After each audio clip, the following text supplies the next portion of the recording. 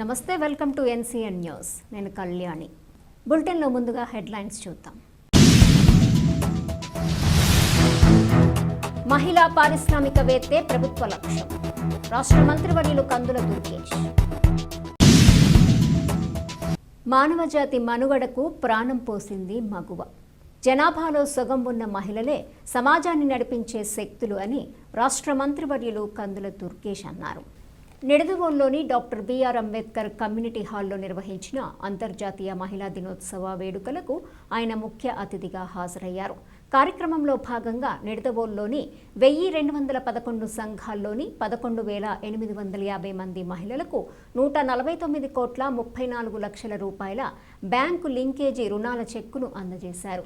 ఈ సందర్భంగా మంత్రి కందుల దుర్గేష్ మాట్లాడుతూ, ఎమ్మెల్యే అవుదామని వస్తే నన్ను మంత్రిని చేసిన ఘనులు నిడదవోలు ప్రజలని అన్నారు. మీ మంత్రిగా, సోదరుడిగా మహిళా సాధికారతకు నా వంతు సంపూర్ణ సహకారం అందిస్తానని మంత్రి దుర్గేష్ భావోద్వేగంతో హామీ ఇచ్చారు. దేశ రాష్ట్రపతి ద్రౌపది ముర్ము నుంచి ఆర్థిక మంత్రి నిర్మలా సీతారామన్ వరకు మహిళలే కీలక పాత్రలు పోషిస్తున్నారని మంత్రి దుర్గేష్ గుర్తు చేశారు. రాష్ట్రంలోనూ హోంమంత్రి అనిత, మహిళా సంక్షేమ శాఖ మంత్రి సంధ్యారాణి, బీసీ సంక్షేమ శాఖ మంత్రి సబితలు మహిళా శక్తికి నిదర్శనాలని అన్నారు. ఉమ్మడి ఏపీలో చంద్రబాబు నాయుడు స్థాపించిన డ్వాక్రా సంఘాలే నేడు మహిళల ఆర్థిక సుస్థిరతకు పునాదులని కొనియాడారు. ప్రతి కుటుంబం నుండి ఒక మహిళా పారిశ్రామికవేత్త ఉండాలన్నది సీఎం చంద్రబాబు నాయుడు ఆశయమన్నారు. గత ఏడాదిన్నరలో 1,00,000 మందిని తయారు చేశామని, 2026-27 సంవత్సరంలో 5 లక్షల మందిని తీర్చిదిద్దడమే లక్ష్యమని మంత్రి దుర్గేష్ వెల్లడించారు. సకాలంలో రుణాలు చెల్లించిన వారికి మరింత అవసరమైన ఆర్థిక సాయం అందించేందుకు కూటమి ప్రభుత్వం అండగా ఉంటుందన్నారు. ఈ కార్యక్రమంలో నిడదవోలు పురపాలక సంఘం చైర్మన్ భూపతి ఆదినారాయణ, అధికారులు, సెర్ప్, మెప్మా అధికారులు, నియోజకవర్గ నాయకులు మరియు వేలాది మంది మహిళలు పాల్గొన్నారు. శుభాకాంక్షలు, నమస్కారాలు తెలియజేస్తున్నాను. ఎంతమంది మహిళల్ని ఇక్కడ ఈ కార్యక్రమంలో చూడటం మాకు మరింత బలాన్ని ఇస్తుందనేటువంటి మాటను మనం చేస్తున్నాను.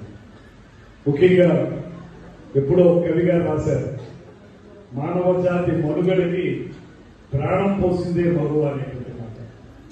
మానవ జాతి ముందుకు వెళ్లాలంటే ప్రాణం పోసినటువంటి మగువుని తల్లిగా, సోదరిగా భావించాలనేటువంటి మాటని కవులందరూ చెప్పేటువంటి సందర్భంలో ఇవాళ ఆకాశంలో సగం, జనాభాలో సగం, అన్ని విధాలా కూడా సమాజాన్ని ముందుకు నడిపించిందే మహిళలు అనేటువంటి మాటని సంపూర్ణంగా నమ్మేటువంటి ఈ ప్రభుత్వం, ఈ కూటమి ప్రభుత్వం అనేటువంటి మాటను కూడా మీ అందరికీ మనం చేస్తున్నాను.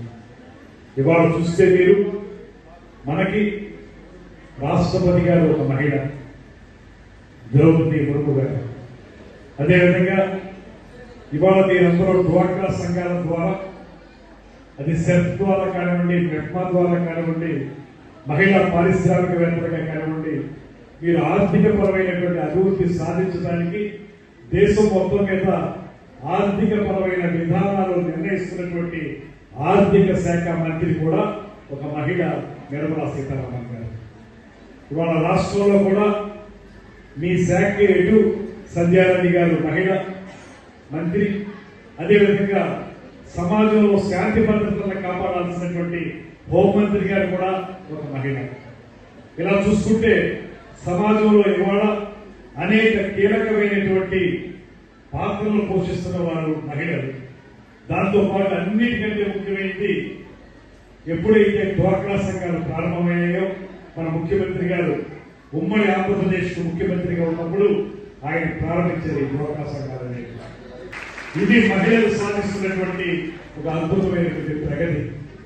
ఇలాంటి మహిళా సాధికారిత ఇవాళ ఈ రాష్ట్రంలో ప్రత్యేకించి కూటమి ప్రభుత్వం ఒక పక్కన పరిపాలనా దక్షులైనటువంటి ముఖ్యమంత్రి చంద్రబాబు నాయుడు గారు, మరో పక్కన పేదవారి మొహంలో చిరునవ్వు చూడడానికి రాజకీయాల్లోకి వచ్చినటువంటి ఉప ముఖ్యమంత్రి పవన్ కళ్యాణ్ గారు, వీరిద్దరికీ పైన ప్రధానమంత్రి నరేంద్ర మోడీ గారు, ఈ ముగ్గురు కలిసి రాష్ట్రంలో మహిళలకి అన్ని రంగాల్లోనూ కూడా ముందుకు తీసుకెళ్లాలని, ప్రధానంగా ఇప్పటి వరకు స్థానిక సంస్థల ఎన్నికల్లోనే 33% ఉన్నటువంటి రిజర్వేషన్ మహిళలకు రేపొద్దున పార్లమెంట్ అసెంబ్లీ ఎన్నికల్లో కూడా 33% రిజర్వేషన్ ఇచ్చి మిమ్మల్ని ఎమ్మెల్యేలుగా ఎంపీలుగా చూడాలనేటువంటి ఆలోచన కూడా ఈ కూటమి ప్రభుత్వం చూస్తుందనేటువంటి మాటని మీ అందరికీ మనం చేస్తున్నాం.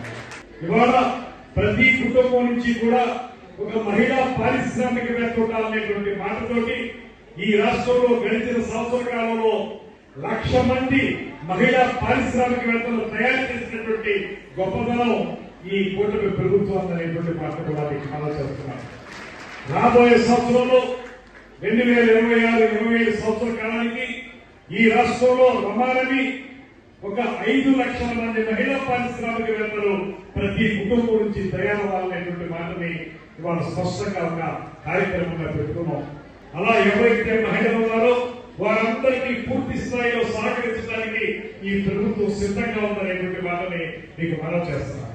దాంతో పాటు మీరందరూ గమనించారు, ఈ మధ్యకాలంలో ప్రారంభించినటువంటి దీపం 2 పథకం ప్రకారం పేద వర్గాల వారు ఎవరైతే ఉన్నారో వారికి సంవత్సరానికి 3 గ్యాస్ సిలిండర్స్ ని ఉచితంగా ఇచ్చే కార్యక్రమాన్ని కూడా అమలు చేస్తున్నాం. దీన్ని బట్టి మీరు అర్థం చేసుకోవాల్సింది రాజకీయంగా, సామాజికంగా, ఆర్థికంగా, ముఖ్యంగా మీ కుటుంబాలు ఆర్థికంగా మీ కాళ్ళ మీద మీకు నిలబడాలి.